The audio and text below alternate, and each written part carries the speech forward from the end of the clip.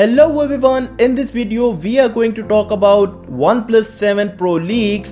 Before this, make sure you subscribe to our channel to stay up to date with the latest videos. So let's start. The leak doesn't tell us much else about the devices, but a leaked screenshot accompanying the tweet suggests the OnePlus 7 Pro variants will pack a Snapdragon X55 chipset, equipping the phone with 5G support thanks to Qualcomm's built-in X50 modem. The devices also look set to feature a 6.67-inch super optic display complete with curved edges similar to those seen on Samsung's Galaxy S10 and S10 Plus. There's no punch hole, though, suggesting that it will adopt the same pop-up selfie camera as the incoming OnePlus 7. Elsewhere, the so-called OnePlus 7 Pro packs 8GB of RAM, 256GB of storage, a triple camera setup comprising 48 megapixel, 16 megapixel and 8 megapixel sensors,